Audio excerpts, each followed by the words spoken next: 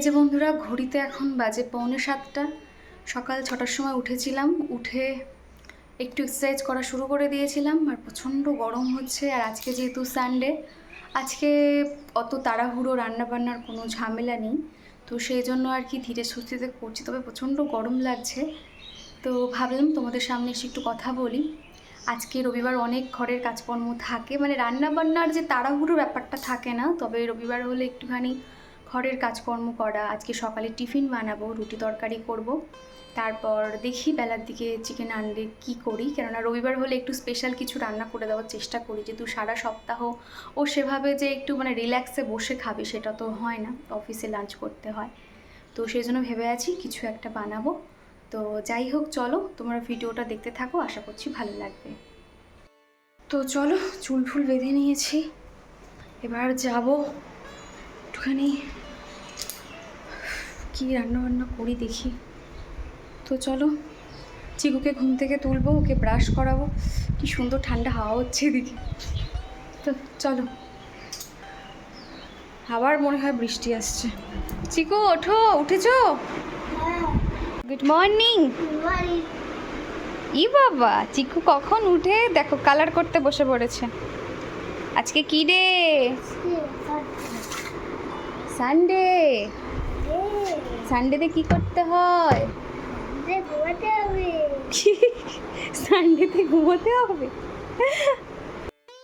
বলছে। সানডেতে কিনা ঘুমোতে হবে, মানে ও বুঝে গেছে যে সানডে মানে রিল্যাক্স করার দিন। তবে এদের রিল্যাক্স হলেও আমার রিল্যাক্স বলে কিচ্ছু নেই, তাই তো চিকু? এটা কি? ওটা একটা বক্স। আজকে ভাবলাম সকালে একটু রুটি বানাবো। অনেক দিন মানে লাস্ট কবে আমি ঘরে রুটি বানিয়েছি আমার মনে পড়ছে না, তো সেই জন্য ভাবলাম রুটি বানাই। আর এদিকে আটা ময়দা থেকে থেকে আটার মধ্যে কিন্তু পোকা লেগে গেছে, যার জন্য ভাবলাম যে না, আর হচ্ছে গিয়ে নষ্ট করলে হবে না, তো রুটি বানিয়ে নিয়েছিলাম। তবে আজকে কেন জানি না, আমি অনেক দিন বাদে রুটি করছি বলে নাকি ভালো করে মেখেছি বলে প্রত্যেকটা রুটি একদম ফুলকো হয়ে ফুলেছে, খুব ভাল লাগছিল আর কি। তার সঙ্গে সাদা আলুর তরকারি করে নিয়েছিলাম, ওই প্রেসারে বসিয়ে দিয়েছিলাম, ঝটপট হয়ে গেছে। আর এদিকটাতে এখন আমি রুটিগুলোকে সেঁকে নিচ্ছি। প্রত্যেকটা দেখো এত সুন্দর হয়ে ফুলছিল, আমার কী যে ভালো লাগছিল কি বলবো। প্রথমেই দেখলে আমি যেরকম রুটিগুলো যেভাবে সেঁকে নিচ্ছিলাম সেইভাবেই সেঁকে নিতাম, মানে এরকম ফুলিয়ে নিতাম। তবে তোমরাই আমাকে বলেছিলে দীপা এরকম জাল দিয়ে রুটিগুলোকে ফোলাবে, তাহলে সুবিধা হবে। তো সেইভাবে আর কি জাল দিয়ে প্রথমবার আর কি এরকম ফুলিয়ে নিয়েছিলাম। প্রত্যেকটা বেশ ফুলকো হয়ে ফুলছিল। আর ওদিকে এখন চিকুর পাপাকে এখন চা দিয়ে দিচ্ছি, তার সঙ্গে এই যে রুটিটাও দিয়ে দেবো। আর বেলার দিকে আর কি ওই রুটি আর তরকারি দেবো আর কি। তো চিকু এখনও পর্যন্ত শুয়ে আছে, চিকুকে এবার ঘুম থেকে তুলবো। আগের দিনের ভিডিওতে তোমাদেরকে জানিয়েছিলাম আমার কারেন্টের বিল প্রচুর পরিমাণে আসছে। তো সেটা দেখে আর কি টুম্পা আমাকে কমেন্ট করেছিলে ইন্ডাকশানে রান্না করলে অনেক কারেন্ট পড়ে, আর তোমরা যেহেতু ইনফ্রারেড ইন্ডাকশান ওভেনে করো তার জন্য আরও বেশি কারেন্ট পড়ে। যাই হোক, আজকের ব্লগটা অনেক ভালো লাগলো। থ্যাংক ইউ গো টুম্পা, তুমি একদমই ঠিক বলেছো। ইনফ্রারেড ইন্ডাকশানে কিন্তু এটা অনেক ওয়াটটা এত বেশি থাকে, যার জন্য বেশি বিল পড়ে। যখন থেকে দেখলাম ইলেকট্রিসিটি বিল প্রচুর পরিমাণে আসছে, তখন কিন্তু আমরা ইনফ্রারেড ইন্ডাকশানটা সুন্দর করে মুছে আমরা পরিষ্কার করে খামে রেখে দিয়েছি, আর ব্যবহার করছি না। আর তখন যেহেতু গ্যাসের ক্রাইসিস ছিল, তবে এখন মোটামুটি গ্যাসটা আর সমস্যা নেই, তো সেই জন্য সেটা আর ব্যবহার করছি না।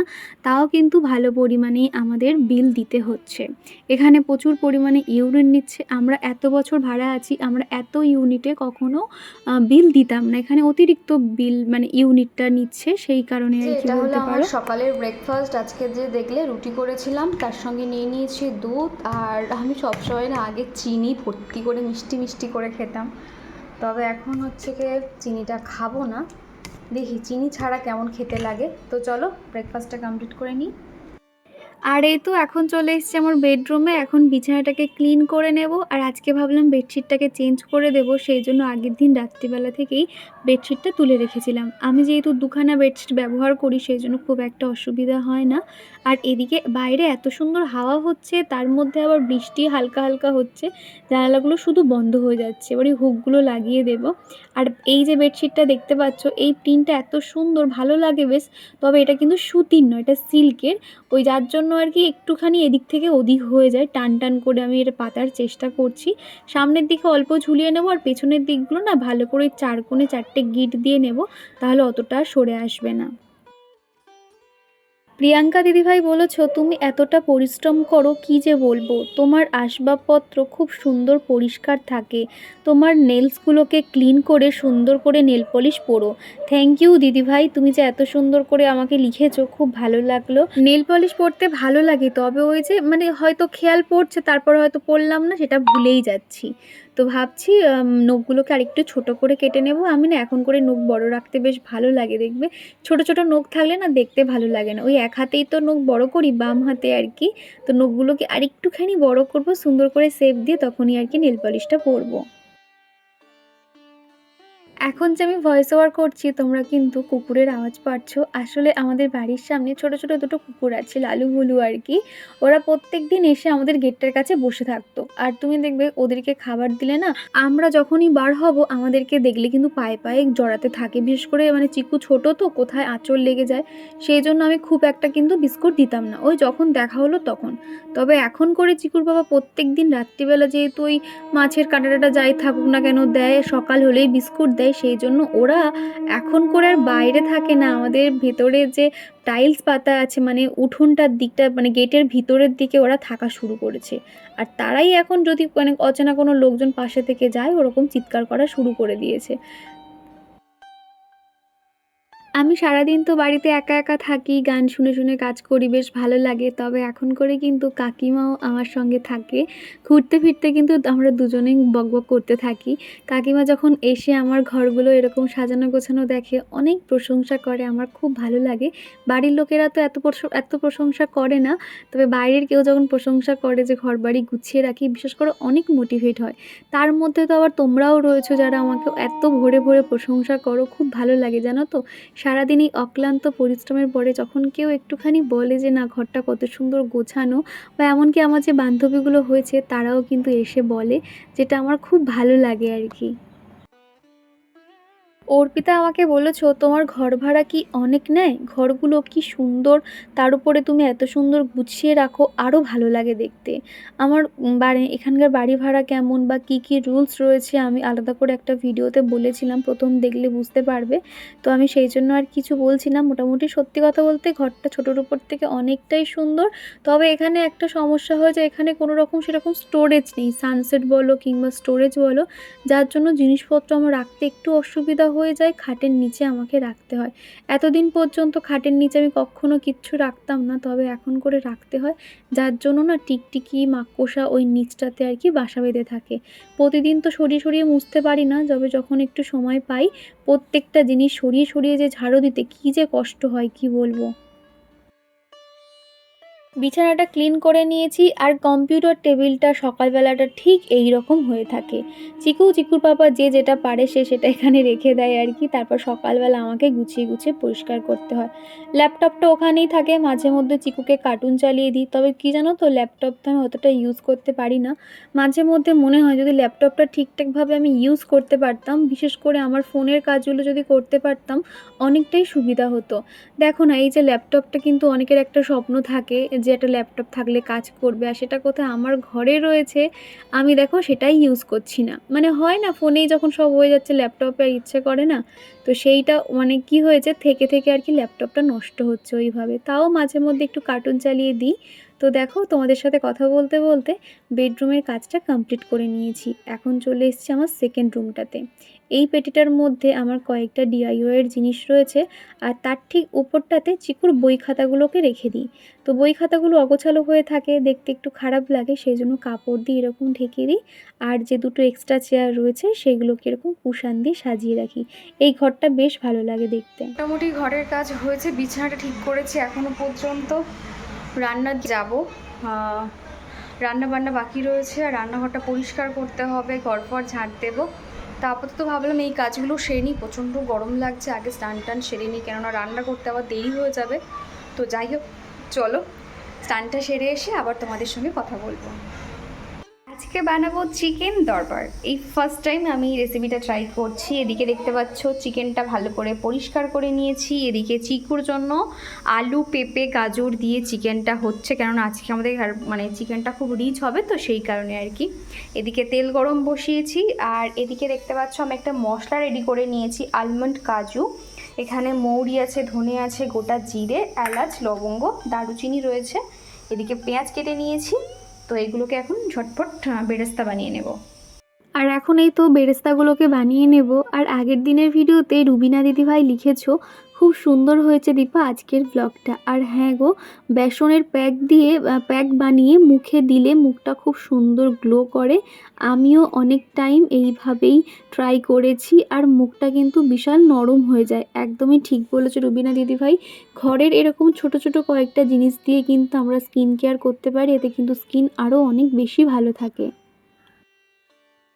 আজকের এই চিকেন দরবারির রেসিপিটা কিন্তু একদম শেয়ার করেছি, তোমরা দেখলেই বুঝতে পারবে। অনেকটা পেঁয়াজ কিন্তু বেরেস্তা মতন বানিয়ে নিয়েছিলাম, তার মধ্যে না একটুখানি লাল লাল হয়ে ভাজা হয়ে গেছিলো, তো আমি একটুখানি জল দিয়ে নিয়েছিলাম। তারপর হলুদ গুঁড়ো, লঙ্কা গুঁড়ো দিয়ে আর যে মশলাটা রেডি করেছিলাম সেটা দিয়েছিলাম। এত সুন্দর গন্ধটা বার হচ্ছিল না, কি বলবো। এরপরে আদা রসুনের পেস্ট দিয়ে দেব, তারপর একটা টমেটো দিয়ে দেবো, দিয়ে খুব ভালো করে কিন্তু মশলাটা কষাতে হবে। আর এই যে মশলাটা আমি মানে ঘরে সমস্ত কিছু দিয়ে বানালাম, দেওয়ার পরে এত সুন্দর একটা গন্ধ বেরোচ্ছিল। আমরা যখন রেস্টুরেন্টে খেতে যাই দেখবে মাঝে মধ্যে কোনো একটা খাবার খেলে মনে হয় যে এত সুন্দর খাবার, এত টেস্টি কি করে বানায়। আসলে না সেরকম কিছুই না, ওরা প্রথমে একটা মশলা রেডি করে নেয়, আর সেই মশলাটার জন্যই কিন্তু পুরো রান্নার টেস্টটাই চেঞ্জ হয়ে যায়। আজকে সেটা আমি বুঝতে পারলাম।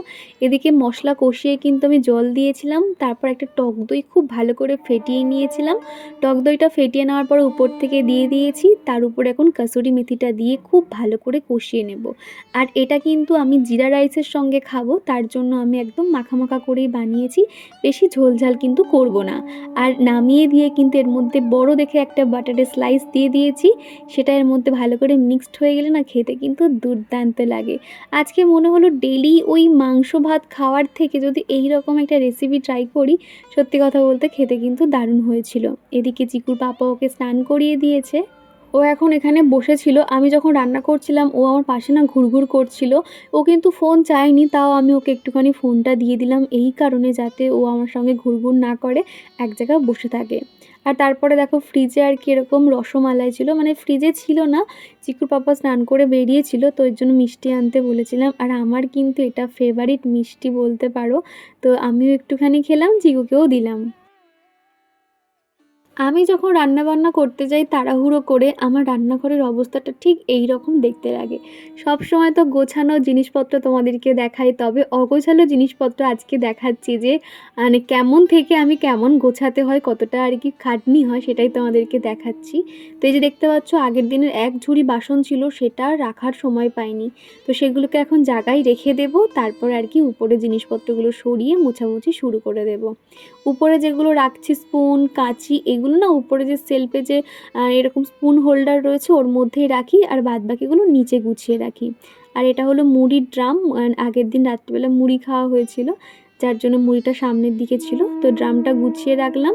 আর এদিকে বাসনের ঝুড়িটাও জায়গায় রেখে দিয়েছি। আর সকালে যেহেতু রুটি বানিয়েছিলাম, তার জন্য বেলনা আর এই বেলনা চাকিটা প্লাস্টিকের মধ্যে রেখে দিচ্ছি, কখন কোথায় আরশোলা না তো কী সব বেটে যায়, সেই কারণে প্লাস্টিকে মুড়ে রেখে দিই।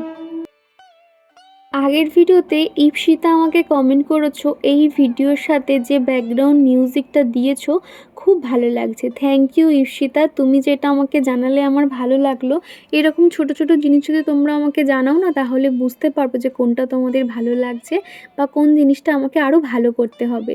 তোমার কথাটা শুনে কিন্তু আজকের ভিডিওতে আমিও ঠিক সেম একই ব্যাকগ্রাউন্ড মিউজিকটা দিয়েছি। আর এরই সঙ্গে চলো আমার প্রিয় দিদিভাই ও বোনেদের নাম নেওয়া যাক। প্রথমেই কমেন্ট করেছে ঝুমা দিদিভাই, গ্রামীণ ঘরোয়া রান্না আইডি থেকে এক দিদিভাই, উৎপল ঘোরামি আইডি থেকে এক বন্ধু প্রিয়াঙ্কা, তারপর কমেন্ট করেছে প্রিয়াঙ্কা দিদিভাই, অর্পিতা, রুবিনা দিদিভাই, টুম্পা, সন্তোষ মণ্ডল আইডি থেকে এক বন্ধু, পিঙ্কি ব্লগ, অনুপমা দিদিভাই, ইপসিতা, কৃষ্ণা ফ্যামিলি ব্লগ আর কমেন্ট করেছে টুম্পা। তো তোমাদেরকে সকলকে জানাই অসংখ্য ধন্যবাদ প্রতিদিন এত সুন্দর সুন্দর কমেন্ট করার জন্য। আর তোমাদের এই ছোট ছোট কমেন্টগুলো থেকে আমি অনেক মোটিভেট হই। তোমাদের কাছে একটাই চাওয়া, ঠিক এইভাবেই আমার পাশে থেকো। ব্রততী চ্যাটার্জি আইডি থেকে এক মাসিমণি আমাকে অনেক ভালোবাসা দিয়ে একটা কমেন্ট করেছে। তিনি লিখেছে, তুমি আমার কমেন্টটা পড়লে আমার খুব ভালো লাগলো। তুমি বয়সে আমার ছেলের সমবয়সী হবে, তুমি আমাকে মাসিমণি বলে সম্বোধন করো। খুব ভালো লাগে তোমার ভিডিও দেখতে, কত সুন্দর করে গুছিয়ে তুমি সংসার করো। একা হাতে ছোট ছেলেকে সামলানো খুব একটা সহজ কথা নয়। অসংখ্য ধন্যবাদ মাসিমণি, এইভাবেই কমেন্ট করো। আর সত্যি কথা বলতে, তুমি যে অত দূর থেকে যে এতটা ভালোবাসা দিয়েছো, এটা আমার কাছে অনেক বড় পাওয়া। আমি এবার থেকে তোমাকে মাসিমণি বলেই কথা বলবো। আর এদিকে কিন্তু রান্নাঘরটাকে আমি ডিপ ক্লিন করে নিচ্ছি। প্রত্যেক দিন রান্নার শেষে এইভাবে আমি রান্নাঘরটাকে পরিষ্কার করে নিই, যার জন্য কিন্তু অতটা আমার খাটনি হয় না। মাসে মোটামুটি একবার করে আমি ডিপ ক্লিন করলেই যথেষ্ট। আর তুমি দেখবে এক তরকারি করো আর দু তরকারি করো, রান্নাঘর দেখবে একটা তেল চিটচিটে ভাব চলেই আসে। সেই জন্য প্রত্যেক দিন রান্নার শেষে আমি এইভাবে পরিষ্কার করি। তোমরা তো দেখেছো এতদিন আমি যতগুলো রান্নাঘরে ব্যবহার করেছি, যতগুলো বাড়িতে থেকেছি, রান্নাঘরগুলো প্রচণ্ড দুর্দশা অবস্থা ছিল। তবে তোমাদেরকে এটা বলতে পারি, এই যে রান্নাঘরটা দেখছো বা ঘরের প্রত্যেকটা জায়গা, পুরো এটা নতুন বাড়ি তোমরা দেখে এসেছো, পুরো ঠিক নতুনের মতনই চকচকে এবং ঝকঝকে রাখবো। এটা আমার প্রতি আমার বিশ্বাস আছে, কেননা তোমাদের মধ্যে কেউ একজন আমাকে বলেছিলে যে দীপা এই রান্নাঘরটা অন্তত পরিষ্কার রেখো। সে হয়তো আমার ভিডিও দেখতো, কিন্তু হয়তো ভাবতো যে আমি হয়তো পরিষ্কার রাখি না। আসলে নোংরা একটা জিনিস না, প্রথম থেকে পরিষ্কার না করলে সেটা কিন্তু শেষে পরিষ্কার করা খুব কষ্টকর ব্যাপার হয়ে যায়। সেটা পরিষ্কার হয় না বললেই চলে। তবে এটা যেহেতু নতুন অবস্থা থেকেই আমি ব্যবহার করছি, আমি প্রথম বলতে পারো, তো সেই জন্য আমার হাতে কিন্তু পুরো নতুনের মতনই থাকবে। আজকে যেহেতু অনেক কিছু রান্না হয়ে গেছে, যার জন্য অনেকটা পরিশ্রম হয়েছে আমার। তার উপরে রান্নাঘর পরিষ্কার করতে করতে দেখতে পাচ্ছ পুরো আমি ঘেমে গেছিলাম, এত পরিমাণে গরম লাগছিল। ঘষে ঘষে প্রত্যেকটা জায়গা পরিষ্কার করা, টাইলসগুলো পরিষ্কার করা অনেকটা সময়ের ব্যাপার। তোমরা হয়তো এটা 5-10 মিনিটে দেখতে পাচ্ছ, তবে এটা কিন্তু অনেকটা পরিশ্রম হয়েছে। আর এই যে আমার ওয়াইপারটা দেখতে পেলে, আমার মনে হয় প্রত্যেকের রান্নাঘরে এরকম ছোট্ট একটা ওয়াইপার রাখা খুব প্রয়োজন। তুমি দেখবে আমরা সেলফ কাউন্টার যতই সার্ফ জলে স্কচ ব্রাইট দিয়ে মুছে নিই না কেন, তবে এই ওয়াইপারটা দিয়ে ঘষে ঘষে পরিষ্কার করলে না, যে কাদা কাদা যে ভাবটা, ময়লা ভাবটা, সেটা কিন্তু একদম উঠে আসে। আর রান্নাঘরের সেলফটা কিন্তু পরিষ্কার চকচকে হয়ে যায়, যেটা আমার মনে হয় আর কি। তোমরা এরকম ছোট্ট একটা ওয়াইপার কিচেনে অবশ্যই রাখবে। আর এদিকে দেখতে পাচ্ছ, তোমাদের সাথে কথা বলতে বলতে রান্নাঘরটা একদম পরিষ্কার করে গুছিয়ে নিয়েছি। আর এখন চলে এসেছি, যেহেতু ভাত টাত বাড়বো, ওদেরকে খেতে দেবো, সেই জন্য এখন ঘরটা ভাবলাম হালকা করে ঝাড়ু দিয়ে নিই, তা না হলে ধুলো ধুলো হয়ে রয়েছে। আমার আগের দিনের ভিডিওতে জিনিয়া আমাকে কমেন্ট করেছে, তুমি প্রত্যেক দিন না পারো অন্তত বৃহস্পতিবার করে শাড়ি পরে ঠাকুর পুজো দেওয়ার চেষ্টা করবে। একদমই ঠিক কথা বলেছো। আর সত্যি কথা বলতে, তোমরা যারা আমার ডেইলি ভিডিও দেখো, আমি কিন্তু আগে পড়তাম, তবে এখন না আর যেন পেরে উঠি না, একটু অসুবিধা হয়। তবে তুমি যখন বলেছো সামনের বৃহস্পতিবার, আমি অবশ্যই শাড়ি পরে সুন্দর করে ঠাকুর পুজো করব। আশা করছি তোমাদেরও ভালো লাগে। এমনিতে তোমরাও বলো, অনেক প্রশংসা করো দেখেছি। এবার চলো তোমাদেরকে শেয়ার করি দুপুরে কি রান্না করলাম। এদিকে দেখতে পাচ্ছ আজকে জিরা রাইস করেছিলাম, প্লেন সাদা ভাতও হয়েছিল। আর এদিকে চিকুর জন্য পাতলা করে আলু, পেঁপে আর গাজর দিয়ে চিকেনের ঝোল করে দিয়েছিলাম। আর এদিকে আমাদের ঝাল ঝাল স্পাইসি চিকেন দারবারি রেডি। এদিকে রয়েছে স্যালাড, আর এই যে সাদা ভাতটা দেখতে পাচ্ছ। তো চলো ওদেরকে সবাইকে খেতে ডাকবো, তার আগে ভাবলাম ভাতগুলো বেড়ে নিই। দুপুরে খাওয়া দাওয়া শেষ করে আর কোনো রকম ভিডিও শ্যুট করিনি। আবারও তোমাদের সঙ্গে দেখা হচ্ছে সেই বিকেলবেলা। ঘড়িতে এখনই 6টা 6:30 মতন বাজে। সন্ধে টন্ধে দিয়ে নিয়েছি, দিয়ে আমরা এখন বার হচ্ছি, একটুখানি মার্কেটে যাব। ওই আমার ফ্রেন্ডদের সঙ্গে আর কি বেরিয়েছিলাম। আর টুকটাক কয়েকটা জিনিস কেনার ছিল, তো ভাবলাম যে চলো এগুলো কিনি। কেননা শপিং মল এলে কি হয়, অনেক রকম ভ্যারাইটিস পাওয়া যায়।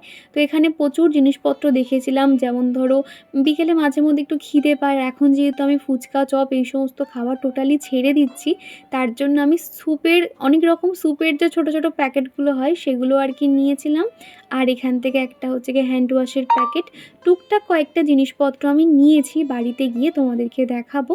আর বড় একটা বিস্কিটের প্যাকেট নেওয়া হয়েছিল, ফ্যামিলি প্যাক যে বিস্কিটগুলো হয়, অরিও বিস্কুট কিংবা চকলেটের যেগুলো হয় সেগুলো নেওয়া হয়েছিল। আর এখান থেকে সেচওয়ান চাটনি, টমেটো সসও নিতে হতো, সেগুলো আর কি নেওয়া হয়েছে। মোটামুটি এ মাসের মুদিখানা বাজার আমার তোলা হয়ে গেছিলো, তাও টুকটাক যে কয়েকটা ছিল সেগুলোই আর কি নিতে গেছিলাম। তারপরে আর কি বাড়ি চলে এসেছি, বাইরে কিচ্ছু খাইনি। বাড়িতে এসে ভাবলাম পাস্তা বানিয়ে দিই।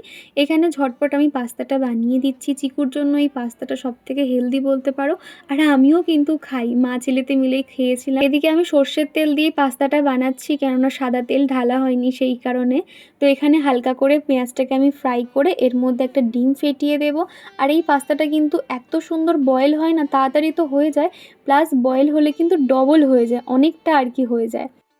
টুকটাক কয়েকটা জিনিস কিনেছি, আরও অনেক কিছু তোমাদের দেখানোর আছে, কয়েক কসমেটিক্সের জিনিসপত্র পরে কোনো একটা ভিডিওতে অবশ্যই দেখাবো। আর হ্যাঁ, এখানে আমি যে পাস্তাটা ব্যবহার করছি এটা আমার ভীষণ ফেভারিট পাস্তা বলতে পারো, ডিসানোর পাস্তাটা।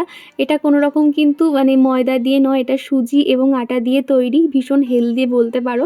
তো দেখতে পাচ্ছ এটাই আমি এখন ব্যবহার করছি। আর তোমরা যদি এটা কেউ কিনতে চাও, আমি ডেসক্রিপশন বক্সে লিঙ্ক শেয়ার করে রাখবো, এছাড়া ট্যাগ অপশানে তো দেওয়াই থাকবে, তোমরা কিন্তু পারচেস করতে পারো। তো যাই হোক, এখন দেখো হালকা করে নাড়াচাড়া করে নিচ্ছি। উপর থেকে সামান্য চিজ আর টমেটো সস দিয়ে দেব, বেশি কিন্তু ঝাল ঝাল করবো না, চিকু যেহেতু খাবে সেই কারণে আর কি। তো দেখতে পাচ্ছ চিকুর মতন অল্প করে দিয়ে দিচ্ছি। তো চলো বন্ধুরা, আজকের ভিডিওটা এই দিয়ে শেষ করছি, আবারও দেখা হচ্ছে পরের কোনো একটা